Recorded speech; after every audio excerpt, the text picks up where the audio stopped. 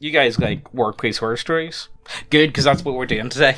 But we're doing your workplace horror stories from the comments, all the stories that you left us from the last video that we've done. What was that, about 2-3 weeks ago? Something like that. So, like, if you have any of your own, I would definitely like to continue this as a bit of a series. There are tons more on the thread. I think we will do this again. I think we will, because honestly, they're a lot of fun. Everybody has their own rants about work. I mean, and the thing is, we only told one each last time. Yeah. There's way more. Yeah, like, way more.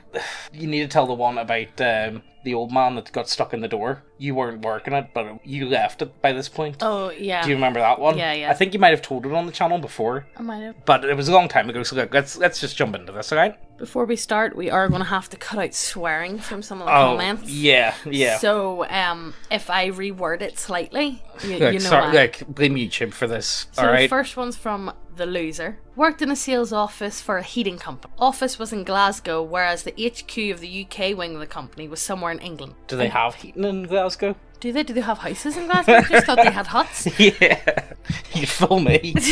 I'd just been promoted to temporary manager while the main fella was ill. Days later, 2 guys from head office come up to do training and some new products and to help us plan how we were going to convince people to buy these things of phone. As soon as they entered that morning, I asked them if the other guys in the office should be working as normal while they get ready to start the training. They say, no, we're planning to start right away. Proceed to run around for them making tea, printing, generally just trying to be helpful as it's my first day and I'm nervous. They do nothing all day but sit in the side office chatting. Guys keep asking to start their work because we got calls targets and stuff. It's now well after lunch, so I let them. Anglos emerge minutes later and ask why people are working. Managed to keep my cool somehow. Then they read off a 10-slide PowerPoint in about 5 minutes and leave by 4 p.m. Fast forward to a week later and boss is back to work. He calls us all together and tells us the 2 of them went back south and said we slacked off all day. What? No. And now we all have to do disciplinary hearing. Office...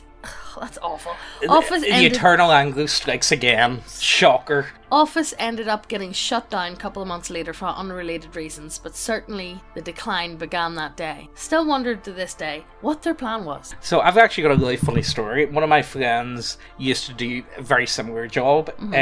Sales was marketing. It was marketing sales. It was call center based, and it was about heating. So this happened. When was this? It was about maybe 2014, 15, and it's the reason why our government's shut down. I'm not even joking. So we didn't have a government for like 2 years. It's also we still don't have a government. Yeah, actually, we don't have a government at the minute either. It's really complicated. I won't get into the weeds of it all because that's an entire video in itself. But anyway, so pretty much what happened was the Unionist Party of Northern Ireland, which is like the Protestant Party of Northern Ireland, they came up with this HRI deal, scandal of sorts. And it was about home heating. And pretty much what they were doing is they were essentially, you were getting grants from the government, so the government was going to give you money if you used your heating for farmers. So all these farmers had like their barns up full blast, and they were Northern Ireland's a very small country. You need to remember there's under 2 million people in it. Most American cities have far more than 2 million people.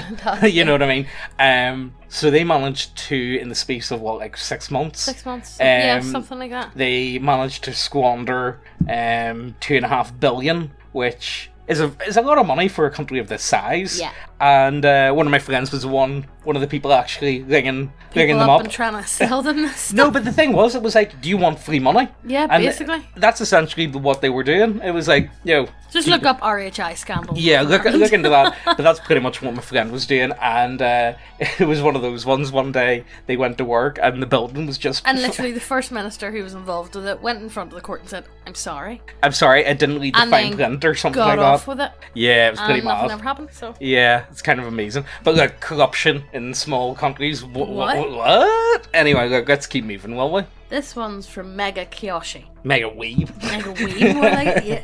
No, he's in our comments quite a bit, so he is. I do recognise you guys, okay? Luckily, I've had very few jobs with actual HR. In part because I've been selective/lucky enough about talking stuff that can work with my tism.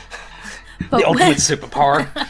But when I did have a job in the office, I had an utterly ridiculous HR interaction. During CUF, the most of the office was barren, but during return process, I get approached by my supervisor, not HR, who says that I need to switch desks for some new hire, who gets maybe 2 or 3 days in office. I'm confused because this process requires more effort on everyone's part. Instead of just assigning this guy to the desk I was moved, so this new desk is a good bit further from a lot of stuff that's required for my task, and is in general not as good for productivity. So I just bring this up and say, I checked out a couple of locations that'll probably work better. Could these maybe be considered? And I get a vibe like pinpointing a desk that's good for productivity when we have maybe 7 or 8 people in the office space is making the people inconvenienced or upset, even though all I did was react with a slightest bit of desire to have some personal input in an unilateral and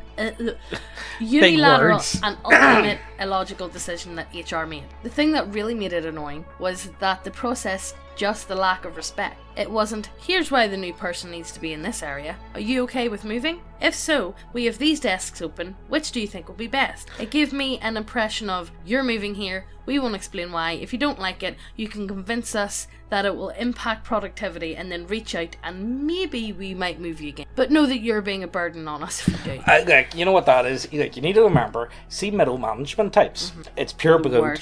90% of companies do not need middle management. No, and they always think they're completely superior. And it's like, you get paid like 10p more than me. Yeah, that's the thing. Stop. You like literally 10p more than me. Yeah. Stop it. Yeah. Greg. I don't get them. I don't think I'll ever understand them.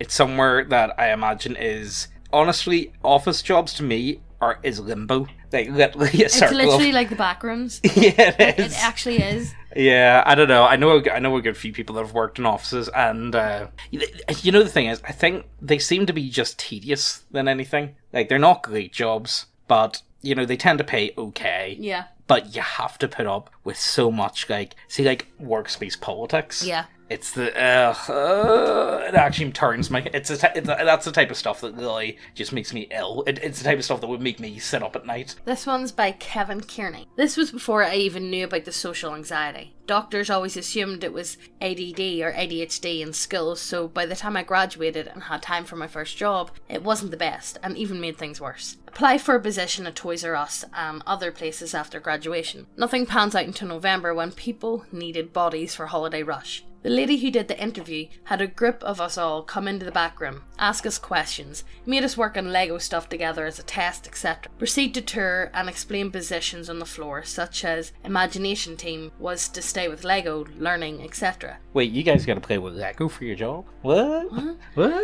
This is where I was designated, but rarely got to be. More on that in a bit. Explained during rush we may need to handle calls or registers, restocking cart gathering, etc. They lock security offices, so the only way you got a walkie is whoever left theirs for you. If it died, manager would swap them, but you couldn't. Didn't teach us how to use the register. Past signing in so they know who screwed up or how. Of 3 guys on the floor, I'm the youngest, tallest and most capable of lifting heavy things, even though I wasn't supposed to. Management didn't care I was their go-to. Honestly, I've had that in so many jobs. They Yeah. tend to... The problem is... The thing is, if you do good in one area and you go in one day and you're really productive, they expect that from you all the time. Yeah. It's like, no. Yeah, no, honestly, the biggest problem I always got was, there was one point there was like loads of girls I was working with, and honestly, they just weren't physically able to like move a lot of the stuff, so then therefore it's like, you're gonna lift all the stuff, Yeah. and it's and like, then, oh man. like, a kitchen's hard to handle, and then if their jokes are flying about, how many girls just ended up crying and walking away? Oh, we got there was girls crying. It wasn't a weekend in that place. If over half the staff were crying, I am not making that up, guys. I am really not. James would have came home today and he said, another wee girl new start cried today. Yeah. He's like, was it you, James? No, it wasn't me. No, you know what the thing was? It's because they would get them on splits, and a lot of them would just stay in because it was a hotel, so they had like staff rooms that people would like stay in and stuff. And Jesus, it was brutal. Like, because the thing is, so say you come in, you do your 4 to midnight on Friday, and then you do 6 to 12ish. Yeah. And then then a lot of people would end up just staying in the hotel again. Yeah. And then you would come back in for 6 to midnight. Yeah. And then you would do that again on the Sunday. Mm-hmm. Like, that is just, no. I know. It's not a great, like, an entire weekend in work and you don't even leave. Gee, I don't know, it was bad hack, so it was like... I ended up dealing with most calls. Only a few ever were rude, but always professional and apologetic if I couldn't find something. Explained I wasn't in a section they needed me to check, but I'd do my best. The managers would put other staff breaks before mine, knowing I had trouble speaking up. They favoured the gals in the work, being lenient when they were late, replacing my break with theirs, even though I've already been working 6 hours of a 12-hour. Oh. Mate, you need to pick up smoking. That's the only way you get breaks. Basically. I'm not even joking. They just came in 3 hours ago. Some of them would abuse cigarette breaks. Yeah, see, that's the only way how you get breaks. Some of them would abuse cigarette breaks even though they didn't smoke, just so they could talk. I ended up picking up their slack when it came to restocking items, constantly being called up to the front to grab carts and other things, so the managers could talk with the other girls. There was some uncomfortable sexual harassment as well, which was surprising to say the least. I never thought I'd be asked by my manager, is it true what they say about shoe size in a store full of kids across the aisle? What the hell? That's okay, sure, okay, that's... They were getting to the point where the only time I could breathe is by volunteering to go outside in below 0 temperatures to get carts out of the snow, because none of them were doing it. To be fair, though, that's actually... I don't know if Americans have it. No, Americans don't have it. Do they not? No, they don't have it. So, over here, you have to pay £1 for your trolley. You have to put £1 in the trolley to be able to take it. It's just... It's not like a chain thing. It's just to secure that you'll bring it back. Yeah, that sort of thing. But the amount of people... I've done it. The amount of people who just abandon the carts, the shopping trolleys, because they couldn't be arsed going all the way back. Honestly. And you're like, oh, it's only £1. Where, was it one of your friends who done it for a while? Yeah, so he actually did it as his job over Christmas. He worked in like a Tesco's. Yeah. It was actually the same guy that worked for the RHI scandal. I'm not even joking. He worked and he collected all the trolleys. Yeah, I'm not even joking. He was near making... They were allowed to keep all the money. Yeah, he was near making double money, so he was. Like, it was kind of insane. Like, so he was getting paid his wage, and because it's holiday hours and all that type of stuff, he was getting paid pretty good for like our age group at the time. And then he was making pretty much double that on top of just all the pounds from people. It was pretty good, honestly. Like, ended up pulling a muscle on my back one night because they refused to help pull one of the electric vehicle boxes down with me. Things got so bad one night, I hadn't had a break in hours and there were 30 minutes left of my shift, and they absolutely refused to let me have one, even though I needed to get something to eat and drink. It's the first time I had a full-blown panic attack and almost passed out in the back because of everything that was going on. They tried to force me through the cash register with no training multiple times, and if issues came up, they would get pissy. I ended up quitting one night because the pain and anxiety had gotten so bad I literally wished I didn't wake up the next day, which got alarms in family going. Not the unaliving self type, just not waking. Skipped a bit because it's not most comfortable thing to talk about. They refused to send my last paycheck meal. Yeah, that's standard. I know. I had to go to the managers for that, and of course they weren't happy to see me, as if I was the trouble. Years later, the chain here closed and they had a big liquidation sale. It was the only time I went back. The two who gave me the worst time still worked there till the end. Shocking. Understand why they weren't so happy. Go lucky though, losing a cushy job like that. Yeah. I know.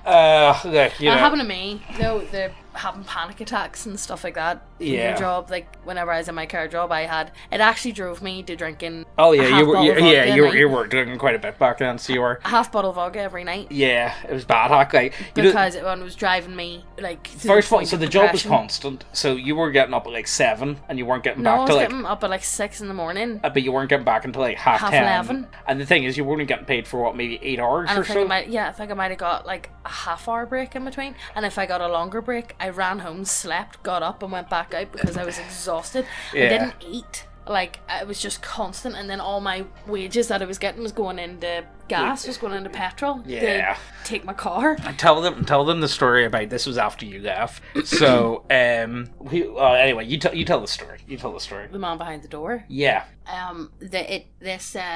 So one of the girls, or I think it was a double call. So 2 of the girls went to do their call with this man, and they went in and they opened the door, and the door wouldn't open, and they're like, why is it not opening? So they pushed and they finally got in, and whenever they got in, they'd realised the man had died. And in the hallway? In the hallway behind the door. And they had pushed him that hard that his head went through like the doorstop, and it went through his head to get through the door. They didn't get anything, like they didn't get charged with Oh no, well he was already gone. The coroners came and they said no, he was already dead before that and stuff, I guess. But yeah, so they pushed the door that hard that its head pretty much came off. Pretty much. That's actually, like, honestly, that is brutal. Like, that's one of the most metal things I've ever heard in my entire life. Yeah. That just seems to just happen, though. Yeah. What was the other one? There was another one, something similar to that. Oh, that was it, about your man who, died? You gang up, you tell the story. This one's insane. What one?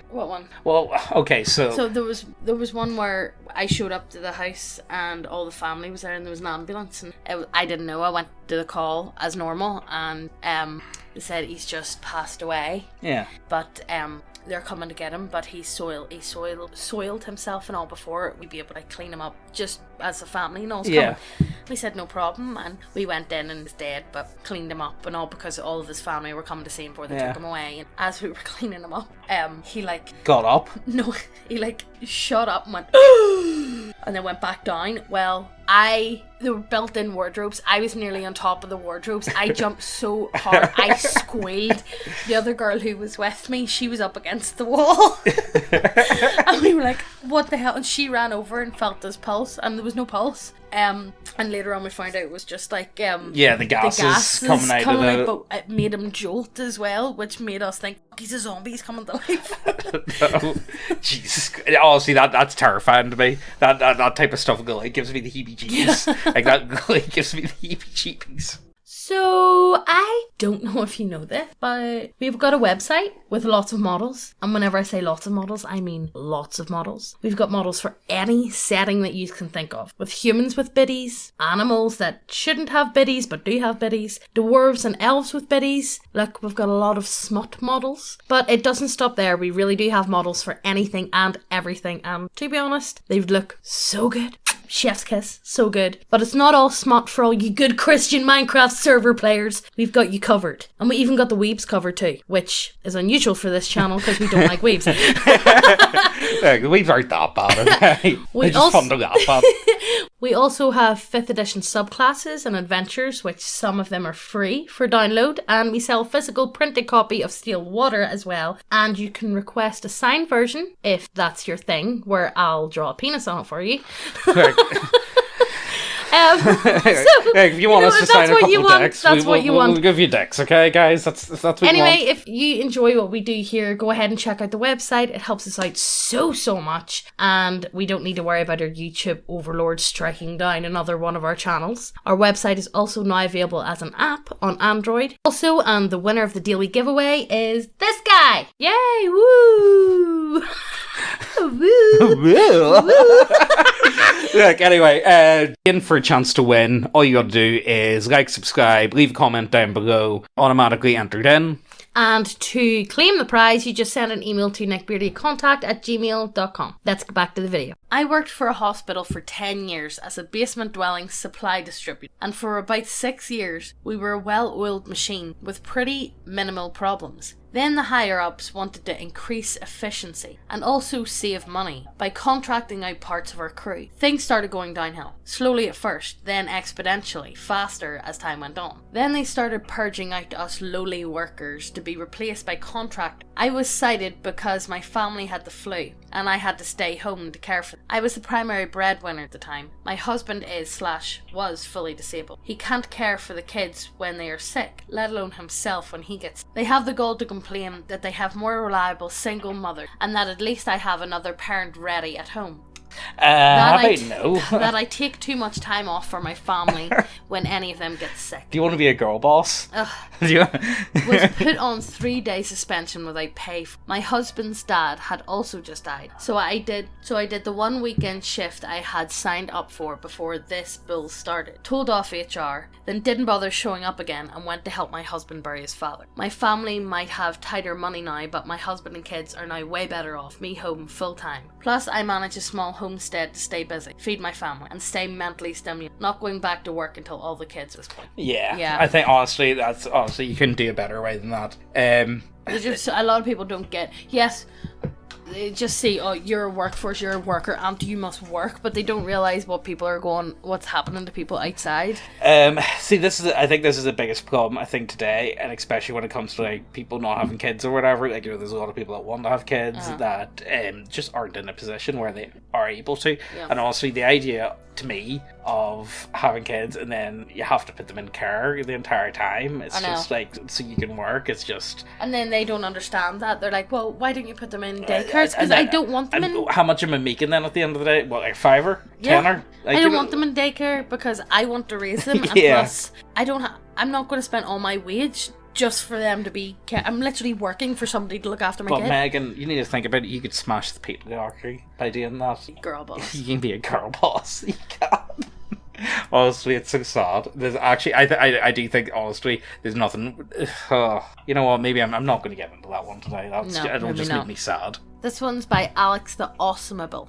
I think that's how well, look, alright, look, I like his picture, okay? His picture's kind of nice. About 2 years ago, I worked at McDonald's in Alberta, and for the last 7 months of employment, I decided to work overnight. And this started working with a crew of 3 people, and their favourite thing to do is to go out back during lunch break all together and leave me alone to deal with the overnight weekend rush alone, while they took an hour to smoke a cig and eat lunch together, and never helping me and bringing the times down. So one day I complained to the manager about this, and their only response was to tell me, too bad, man up or leave. And that was kind of the end, and it kept happening until one day I had a mental breakdown in the freezer and broke a few boxes. I think everyone's had a breakdown in the freezer. What is it about walking freezers? They just send people insane. After that, those 3 told everyone in the store that I'm a rage spurg and called me a freeze buck puncher.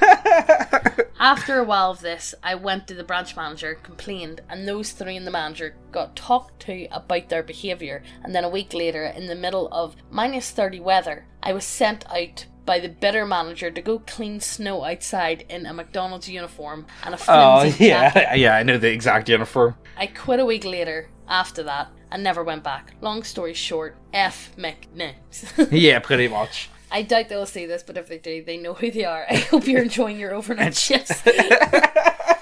Yeah, honestly, like, what about, again, this is the same guy. Same guy? I'm not even joking. No, he's went in between a ton of jobs, but he always ending up going back to McDonald's. Like, he knows a lot of the people there, and he does his uncle not own, like, the franchise? I think he does. But he just somehow always ends up going back from time to time. Yeah. But honestly, like, the way he says it, it sounds like a dead easy job. Like, no issue. Like, it's, and then even then he says all he's done is he's just put on drive-thru, and it's the most easy job you can ever have. Literally. Yeah. Like, you couldn't get an easier one. I don't know, I haven't really heard many horror stories from McDonald's, if I be honest with you. No. Most people that I know... Most people said nuts. It's actually dead on. Compared to a lot of jobs, it must be freaking sweet, because anytime I go in, they're all freaking standing there chatting, and it's like, cook me a burger! Yeah, they're not bad at it. I don't know, they seem to be doing alright. Like, they're always fine. I don't get why... It's all kids as well. I know, exactly. So, you can't really expect much. Yeah, exactly. But, they seem to get the job done. And honestly, I don't know, McDonald's is always seen as, You always see, the girls who are affronted whenever people come in their McDonald's uniform, tucked in shirt and all this, and I have to wear this. Yeah. Let me think. What am I finish up? You've told 2 stories. Let me think of a good one. You guys I've told the story many a time about the chef with a knife. I've told the story about the chef having a heart attack. This is that one was more just funny. So it was. It was another girl who I worked with, but this was in Chippy. Oh right. She was so I think annoying. There was 2 of them. I remember you worked with. No, this one was so annoying. She was always like, oh, you've done that, well, I've done this. Oh yeah. This one, anything you can do, I can do better. Or if you have this, I have that. Which is way worse. And I remember one day, it was coming up to my birthday. And I say, me and James are going to wherever for my birthday. And she goes, when's your birthday? And I told her, and she goes, oh, my birthday's the same day. And she goes, oh, we really are like twins. Because her middle name was Megan, and we were both used to be emo, and I think we went out with the same guy at one point. What the fuck? And she's like, oh my god, we really are like twins. And I was like, no, I'm nothing like you. And then one day she like bent down to clean out the pants, and she was like, "Oh, I got a new tattoo." And I was like, "Did you? Oh, okay." And she lifted up her leg, and on the back of her calf was a big My Little Pony thing. She goes, "Do you like it?" And I went, "No." No. And she goes, "Why?" And I goes, "Because My Little Pony's for kids and nonces." She looked at me, and then she didn't come in the next day. Oh my god, what year would that have been? That would have been 2014. 14 like that, it was in around 14, 15, that would have been. It was my dad's face whenever I said, "No, My Little Pony's for kids and nonsense." My dad looked at me and had to go, "Megan, you can't say that." I mean, like, look. No, she tried to show my mum who's been working in a chippy from like in her 20s. My mum's like in her 60s now, and she tried to tell my mum how to cut a lettuce. Nah. And my mum looked at her and went, "I know how to cut a lettuce. Please stop." Like, oh my god. Honestly, there's something kind of endearing in that about those types. You know, I've met one like that before. There was one, he worked in he worked, well, like, anyway, he ended up working up in the hotel, and he was quite young. He was a young chef, you know what I mean? Young guy, but he was very enthusiastic. He was an enthusiastic chef, so I can't really say anything bad about him, because he was into it, and he wasn't, and he did really want to get better. You know what I mean? He had a lot of enthusiasm for the job, so, like, you know, like, you couldn't really say anything bad about him, but his enthusiasm levels were just a bit like, you know, calm you down there, we touched there. There was one day, he was like, he tried to he was doing the exact same thing. He was trying to show the head chef. Now the head chef, he's been working in kitchens since he was 12, you know. He was one of the first Michelin star chefs in Northern Ireland. Very, like, he knows what he's doing. Literally he would cook for millionaire / billionaire types. He does like business, he does like stuff like that for them and all, because it's part of the hotel. So they would, like, you know, sometimes he would be doing like a dinner for them, you know, in like private tasting menus and private all that sort of stuff. Like so he's very, like, he's amazing at his job. This wee 14-year-old, or not 14-year-old, he was 22, 23 at the time. It's like, "Oh, do you want me to show you anything?" And he's just like, "No, you're alright there, don't you worry." Don't you worry. You know what I mean? It was like, "Well, I appreciate your enthusiasm, but I think you're out of your depth. Step back in your lane." Step back. But you know what I mean? It was kind of like, come you're on, veering man. out there, just go back in. Yeah. You need to, like, catch yourself on, you know. But I think everyone's had these moments in time. Everyone's had these experiences. There's another girl who worked. It was like her day. Was that the young one? I can't remember, but it was like her second day, and she was washing the dishes. At the end of the night, she was washing the dishes, and one of the sinks got blocked, just with like food and grease and stuff, I guess. And she was like, "What do I do?" And I was like, "Just skip it out and put it into the bin." She went to go put her hands in. She nearly fainted, and because she was gagging that much. She didn't come into work the next day. Because of soggy food in the sink. I'm like, what? To be fair though, I think people, like, so I was a kitchen porter for years. That stuff just doesn't bother, like that, like sea rotten food and stuff. I don't know. You were gagging the other night over onions. That was rough though. Yeah, Megan, it was a huge tray of onions that had been sitting out. Yeah, it was bad. Yeah, it was really bad. Don't like, it was bad. All right, I want you guys to realize it was bad. But apparently women have a much higher sense of disgust though, like much higher. That's than men. BO is like top. What, like, if you ask a girl what's top ick, they say they would. Because I can sniff it out. But apparently disgust is one of the highest traits in women.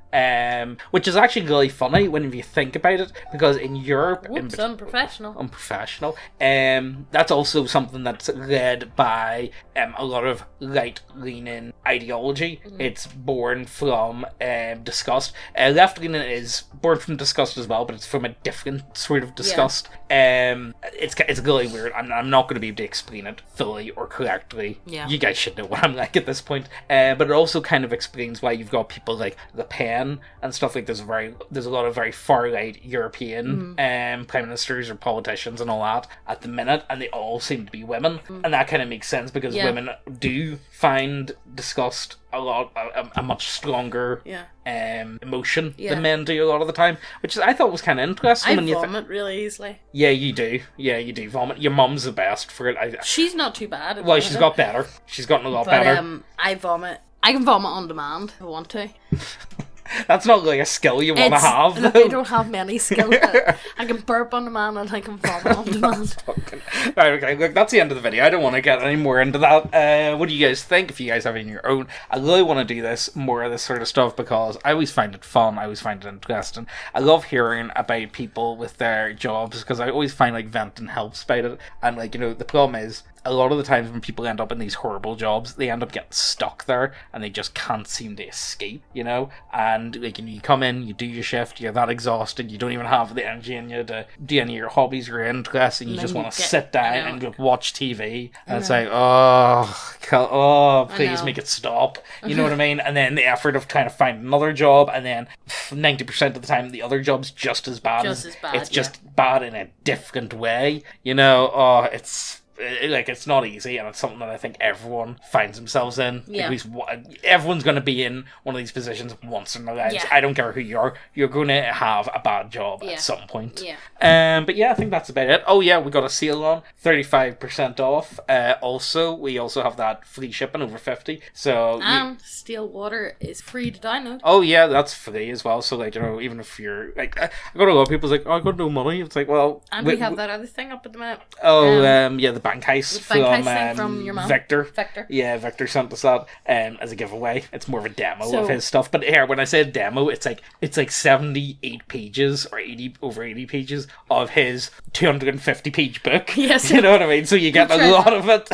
Go check that out. And hit subscribe and hit the notification bell so you get notified every time we post a video. And we'll see you in the next one. Bye. All those moments we lost in time.